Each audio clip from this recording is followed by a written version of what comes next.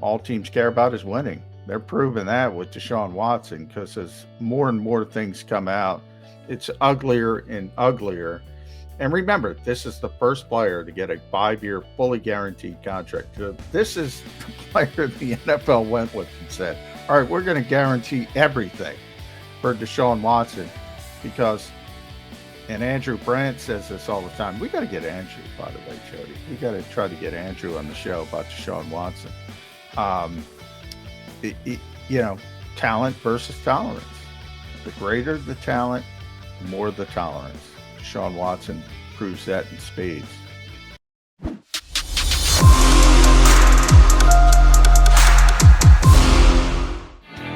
got McMullen and McDonald here with you on Birds 365 Mac guys. Thanks Ross Tucker for hopping on board. He'll be on the call for the Eagles preseason game. And we only had a limited time amount with Ross, so I couldn't ask him. How much info does he get ahead of time when it comes to broadcasting preseason games? We know that the big national games, the broadcast team gets to meet with the coaches the day before the game and be able to ask them a couple of questions so that they can use that information in their broadcasts. If you're doing a preseason game, which is, and they're down to 3, by the way, used to be 4. And even by subtracting one preseason game, what you're attempting to achieve in every single preseason game has now changed greatly. We have 1 year of judging Nick Sirianni, which is his stars aren't going to play at all. They're going to put him in bubble wrap and not really do anything. I wonder how much inside info Ross gets before doing a preseason game, like, say, comparison to a regular season game. I think he gets the production meeting. And remember, Dave Spadaro does the sideline stuff. So obviously Dave's there every day. Dave gets inside access as an employee. So yeah, they're pretty well versed on what's going to go down. And you're well versed on what's going to go down, Jody. Nobody's playing. Nobody's playing of consequence. Now, some guys have to play a little bit, but next year, Ross brought up a good point about last year. We've been talking about this a lot. As from a player perspective, it's hard to go down a road and then come back from it.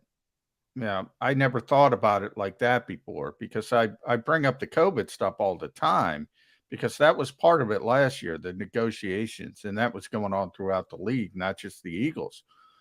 And once you sort of give it up, sort of like the toothpaste out of the tube, tough to get it back in. Maybe that's part of it as well.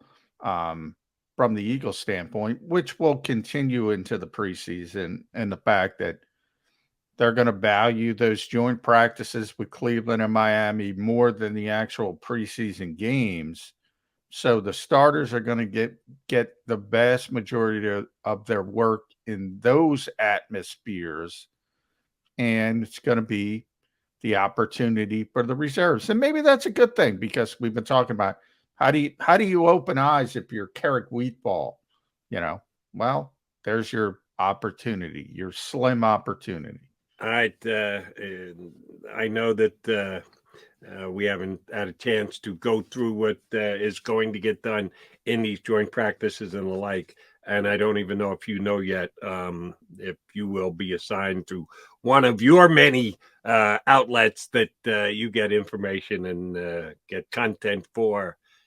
Do you know John McMullen's travel log? Does it include Miami this August? Because Eagles are going to have 2 of these, both of them on the road this year. Last year was 1 year and one up the Turnpike. Very easy travel for the Eagles last season. Just get on a bus and get on the Jersey Turnpike. Yeah. This year they have to fly out to out to Ohio and fly down to Miami. August in South Beach. Yeah. McMullen, have you gone out and bought a new pair of shorts and or a tank top to make sure that you're nice. Because it's going to be hot in Miami in August, Johnny Mac. Well, it can't be much hotter than it was in Florham Park last August. Those days were brutal. Oh, yeah, it can. Those days were brutal. Miami is slightly south of Florham Park, New Jersey. You I could know. get a serious sunburn there, big guy. Yeah. Well, I'm well versed on that. I've done a number of NFL practices, but as far as traveling, yeah, that's to be determined. Gotcha. Always last second, basically. I gotta, I gotta, Ed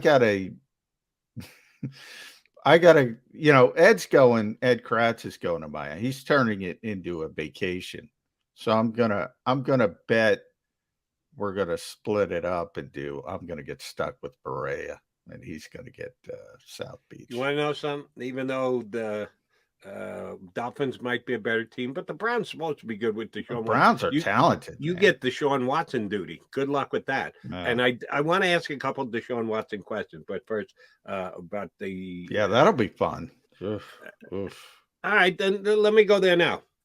I think you wrote something about it on JAKIBSports.com, as a matter of fact, about how the Eagles' desire to get Deshaun Watson here in Philadelphia reached all the way back to last season, in season, when he was a non-playing member of the Houston Texans on their roster, but never activated. They had made the decision they just weren't going to go there, and they were going to put him on ice for the entire season, paid him his entire season's salary and contract, but never saw the field for the Texans. But the Eagles stayed in touch and continue to monitor what it would cost to get Deshaun Watson if they were going to trade him. How close do you ever think it came, Johnny Mac?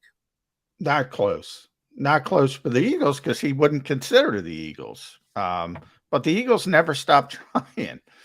And ultimately, to me, the interesting part is if they got that opportunity, and by the way, I think a lot of it had to do with Deshaun's relationship with Jalen Hurts. As I've reported before, they're very close. And Deshaun, they're both African-American quarterbacks, and it's very important for them to sort of, and Deshaun did not want to take the opportunity away from Jalen Hurts. Now, as I've said before, if he didn't have 8 teams clamoring, knocking down his door, and he only had one opportunity, well, then, yeah, he probably would have said, all right, I got to go play in Philadelphia. But because he had so many other avenues, which, people are up in arms about, and understandably so, all teams care about is winning. They're proving that with Deshaun Watson, because as more and more things come out, it's uglier and uglier. And remember, this is the first player to get a 5-year fully guaranteed contract. So this is the player the NFL went with and said, all right, we're going to guarantee everything for Deshaun Watson because, and Andrew Brandt says this all the time. We got to get Andrew, by the way, Jody. We got to try to get Andrew on the show about Deshaun Watson. Talent versus tolerance. The greater the talent, the more the tolerance. Deshaun Watson proves that in spades. Yeah, by his contract, surely can. And oh, by the way, Deshaun Watson spoke yesterday at Browns camp, and I'll cut him this much slack. He can't win in an interview. There's just nothing that he can do or say that is going to assuage the people who are ready to throw him out, run him out of the National Football League. So he gives it his best effort that he can. There's certain things you just can't flat out say because there are ongoing litigations around him. But the fact that he tried to apologize to his teammates, to his family, to the Browns fans. He said, I'm not ashamed of anything I did, and I still don't believe I did anything wrong. But it has made the lives of my family and my teammates and Browns fan more difficult. Kind of a half-hearted apology. And I get it. It's a tough and fine line he's got to walk without admitting to anything, but also doing the right thing to assuage some people who aren't a fan of him to try and maybe potentially even win them over. I guess they have to make him available. If you're Deshaun Watson, you're Deshaun Watson's lawyer. Can you just beg off never speaking to the media before the season starts? That's an interesting question. Certainly, during the season, you have to provide the starting quarterback. I'll check into that, Jody. That's an interesting question. Off season, if the rules are the same, I'll check with the PFWA, the Pro Because I was Football kind of Writers. surprised he spoke yesterday, John, to Yeah. be truthful with you. I have never. It's one of those things that's almost inertia. If you're the starting quarterback, you have to talk. But it is, now that you bring it up, I don't know if it's clearly defined anywhere. So I'll check into that. It is during the regular season, but obviously the off season is a little bit different. But I've never known a projected starting quarterback to not talk in the off season. It's sort of expected. Um, Whether it's been clearly defined in CBAs, I can't tell you. And I just was surprised he did it, and the fact that it came on a day after Charles Robinson of Yahoo put out a very lengthy report on the investigation that the Houston Police Department did, and a specific detective who worked the case and was very willing and Yeah, able to by the go on way, record. don't get in trouble because those detectives, they're not open-minded. Woof, woof. Did you read Charles's report? I did. But isn't that their job? Their job is Well, to try and find someone guilty. it's a different standard. Obviously, it's not innocent until proven guilty, which Not it with the is. police, it's not. I know, and that's what I'm trying to say. But and that's where I think people, and it depends where you are, but people found it damning. I don't know, because maybe I'm a contrarian. I looked at it the other way and I'm like, all right, this is a detective saying he can't not be guilty because of his wealth and status and fame. And I think Rusty Harden actually did a good job painting her as a little bit biased. But we'll see how it shakes out. It's civil case. It's different. It's preponderance of evidence, not. Um, um, but you're right as far as detectives. But man, you see it all the time. Whether you're watching Dateline or if you're a fan of those types of shows, you also can't get hyper focused on one thing and say, "All right, he's got to prove to me he's innocent." How do you prove you're innocent if it's a he said she said thing? Right. How do you even prove that? I mean, I kind of took it a little bit of a different way, and people will Okay. probably yell at me for that. That's all right. And it's funny that you went down the TV road analogy. I'm a big fan of Law and Order. Any Law and Order, whether it's the original or How many are there SVU now? or There's like 57. Now they yeah, got special ones for Peacock. any time of the day you want to find a Law and Order rerun, you can find it on some channel somewhere. If you want to go searching hard enough, Tuesday at 4 o'clock, I could find you one. Wednesday at 3 o'clock in the morning, I could find you one. There's been so many Law and Order shows done. You can always find someone somewhere on some television outlet, basically 24 hours a day. And there's a good chance I'm watching it if there isn't sports on at the time. So I'm a Law and Order guy.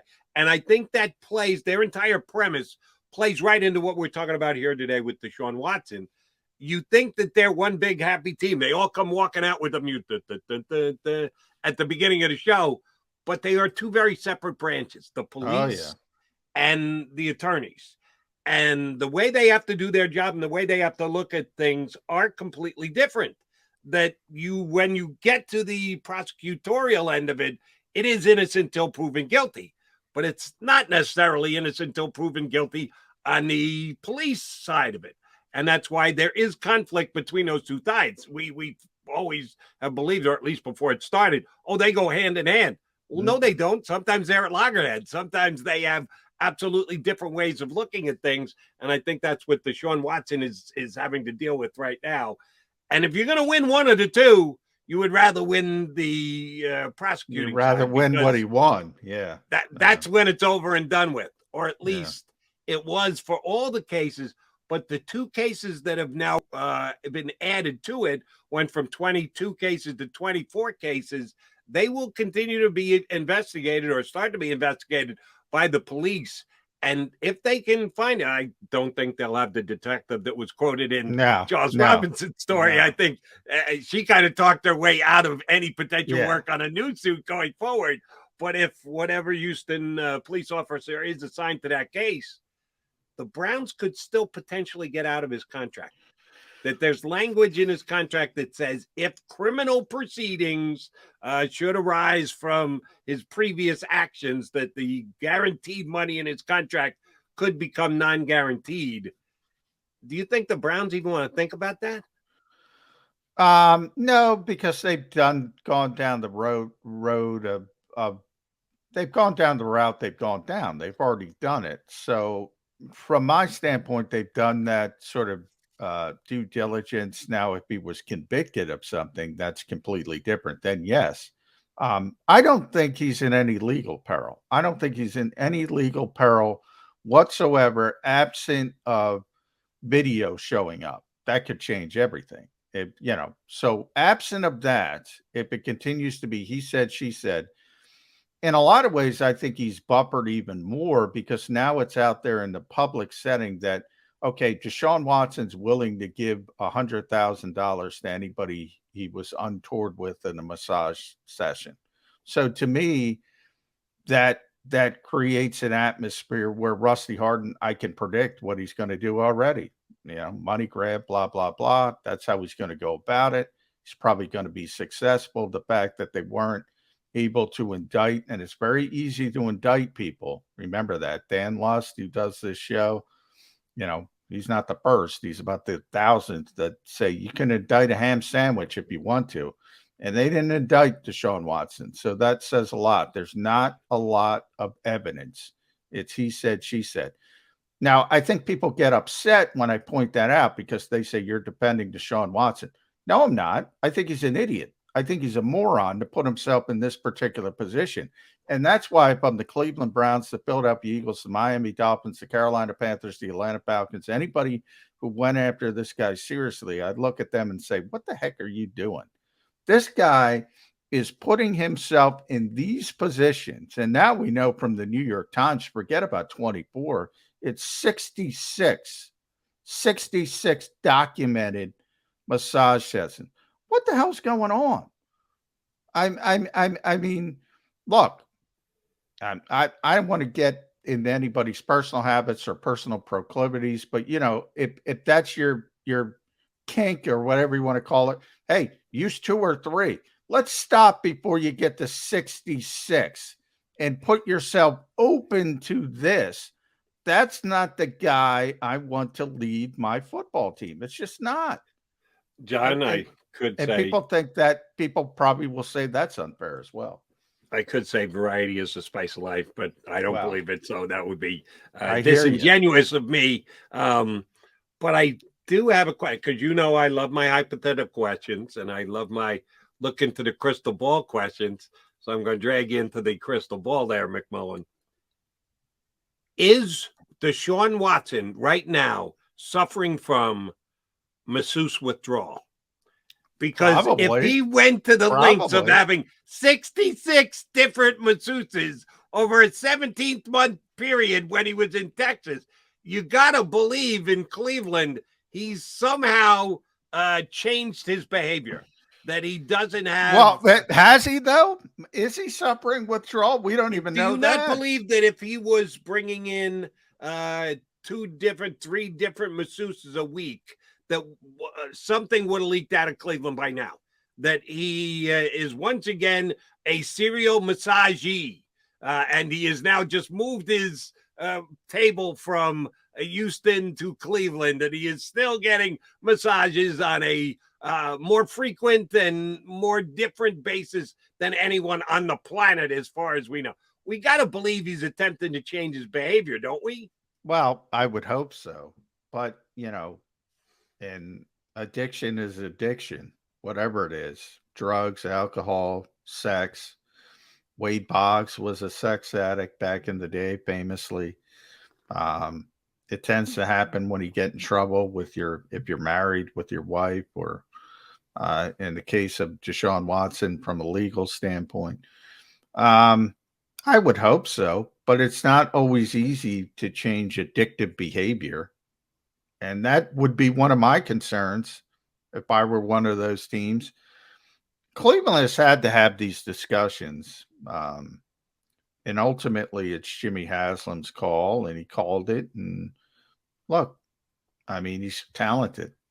If he was, if he was Reed Sinnett, and I don't want to, I hesitate to bring up anybody's name, but Reed is probably the fourth string quarterback. Right. Although I he's understand still, why you're yeah, referencing him. Makes sense. he'd be gone. He's out the door. Nobody's even looking at him. He's unemployable, unemployable. Period. End of sentence. Talent versus tolerance. That's all it And is. you're going to get a lot of tolerance when you have the kind of talent that Deshaun Watson has. All right, let me ask you about another talented quarterback where the situation is a little fluid, and that's in Baltimore. Lamar Jackson apparently showed up for Ravens work this week. He had skipped non-mandatory stuff prior to. His contract is up at the end of the year. Other guys in his draft class have signed mega deals like Josh Allen. But at least it's being reported. Lamar Jackson has not even entered negotiations yet with the Baltimore Ravens, and he doesn't have an agent. He did his rookie deal by himself, knew that he was going to be pigeonholed because that's the way the NFL does its draft work. They slot the players as to where they're picked, and that's the way he got his first deal done as the last pick in the first round.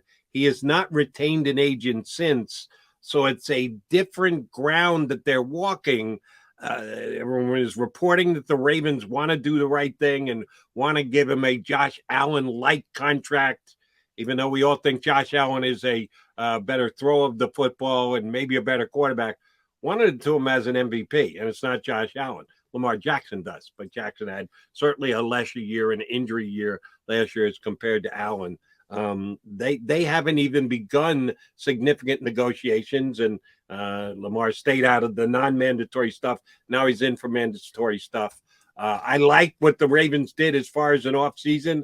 I thought the Ravens and Eagles had two of the better drafts, and they almost overlapped because of the pick where the Eagles had it. They could have stayed and taken Hamilton. They didn't. They traded up to get Davis. So the Ravens got Hamilton. It's right down the I-95 corridor.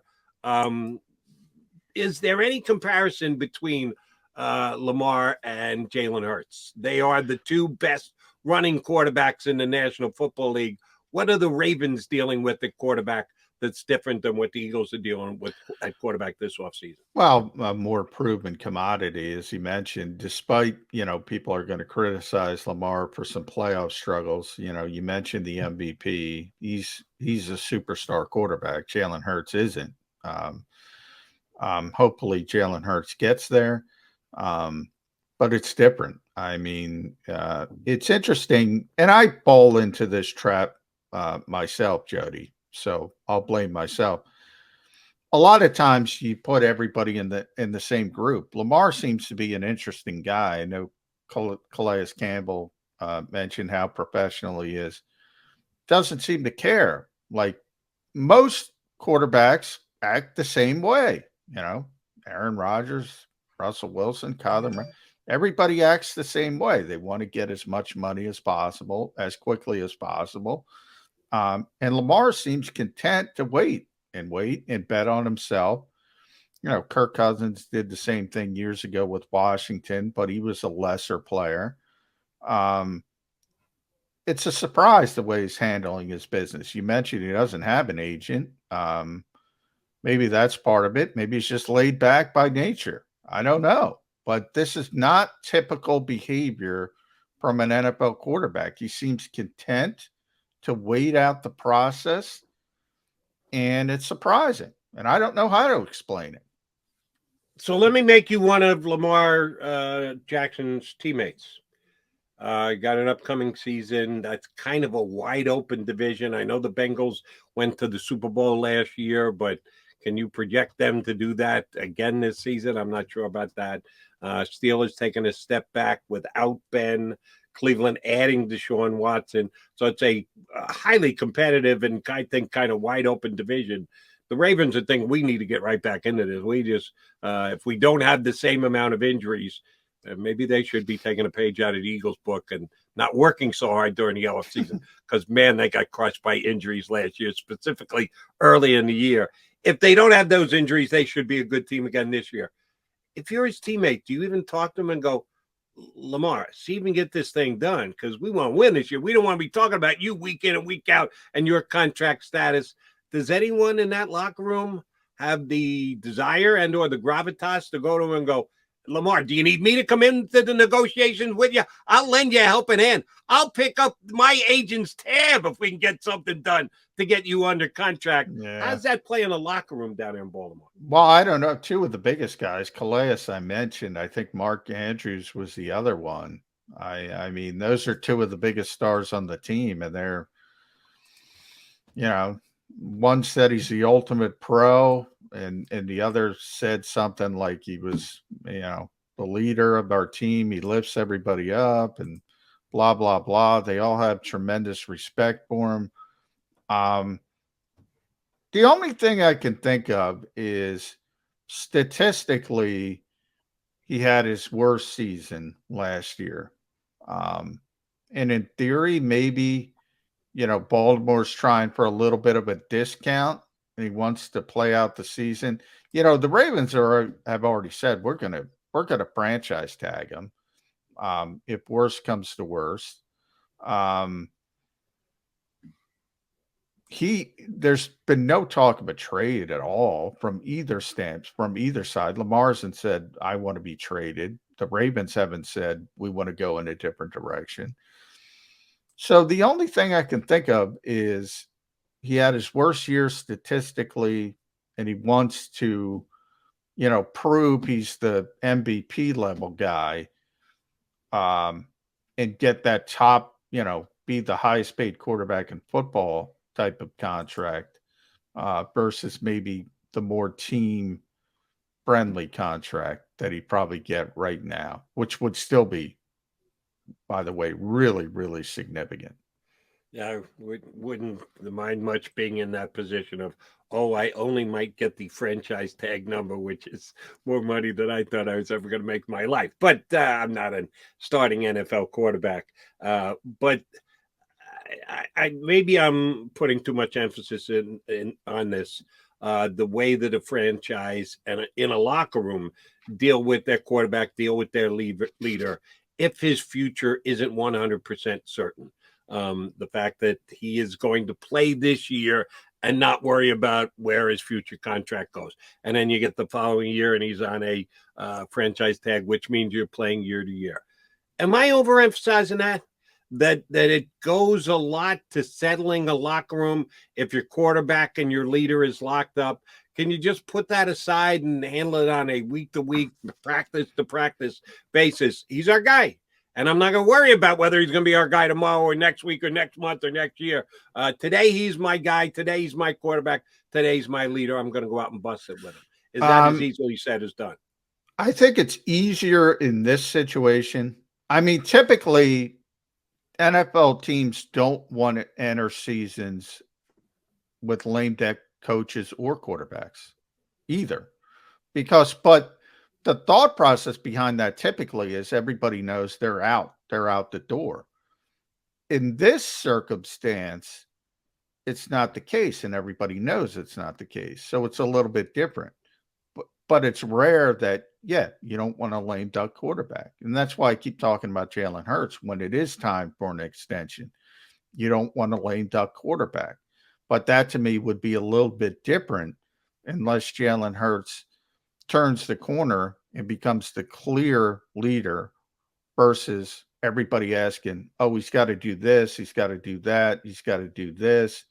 So it's different. From Lamar's standpoint, he's going to play on his fifth-year option, right? So whatever that is, $20+ million. So he's still getting significant money, far less than he would get, but he's still getting significant money that he could live the rest of his life on if he's not a complete, tool and wasting money, which I don't think he is.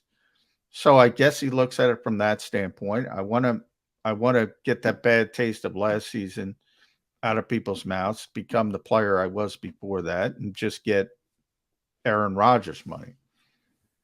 John, you're on the beat, so you would know this better than I would. I have my recall, which I think is pretty damn good, but you're on top of these things, and you have to know the details as they're happening. We talked about it a little earlier in the show. You brought it up to Russ Tucker, that Howie Roseman doesn't get enough credit for the in-season negotiations and extensions that he does. This past offseason, Mailata and Goddard and Sweat and Maddox, all real good guys to be able to keep in the fold and get done while the season's ongoing. For those four guys, I remember conversation about the Eagles are in conversation with player A, player B, player C, player D, prior to the announcements actually being made. So information got out there that the Eagles are having these conversations, leakage, however it happens, agents, players, however you guys, and I'm using a collective, yourself and Mosher and all the Eagle beat writers who do such an outstanding job. None of it came as a shock that, wow, the Eagles are going to announce it. I had no idea they were even talking to him, that the information was out there. How's it going to play this year if they want to have a conversation with Jalen Hurts? If he's playing well enough that they at least want to open the conversations with Hurts about getting a contract extension done? Well, they don't have to worry about that because they can't. So I did this yesterday, and I'm doing it again today. Yeah, so you always use that time frame, but it is interesting. You can't bring it up. You know, and you can make it known that you really want somebody.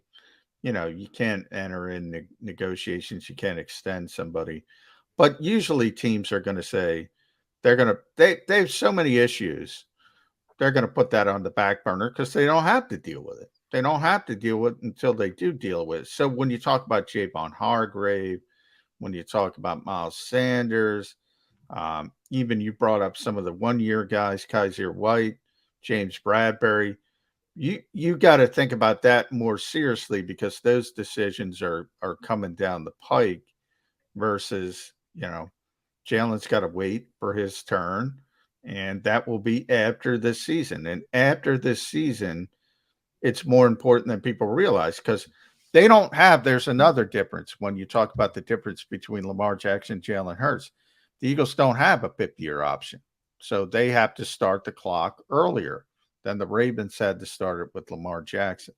And they have to make a decision earlier. And that sometimes it's good, sometimes it's bad. And we will continue to analyze Jalen Hurts, overanalyze Jalen Hurts. He'll be the biggest topic of conversation all year long, even with additions like A.J. Brown and Hassan Reddick and Kazir White and the rookies that they drafted. We think Jordan Davis is going to come in and make a splash. I'm a big Nakobe Dean fan. Oh, it's all going to come back to the quarterback. That's just the way of the National Football League, and specifically with the Philadelphia Eagles, and the fact that Jalen Hurts was second-round pick, was going to be a safety net. Carson did what Carson did. He becomes a starting quarterback, had the year that he had last year, which at times flashed impressively, at other times not so good. But, John, he's spinning that football. Those 27 passes that he threw in 7-on-7 this past week, man, were those some tight spirals that he threw. That's what we do. We overanalyze the quarterback. Well, you can only analyze the main guy this year. Yeah, you can only analyze what's put in front of you. Look, the ball isn't supposed to hit the ground in 7-on-7s, and it didn't hit the ground much with Jalen Hurts. So that's a positive because if it did hit the ground a lot, then you have some issues. So, it's okay to say it's a positive. We are going to hit the ground running with our next guest coming up in just a couple of minutes. We'll talk quarterback with him, but he and his compatriot on Inside the Birds were talking about the Eagles running game on their latest pod. We got a lot of things to get into with Jeff Moser, who joins us next here on Birds 365.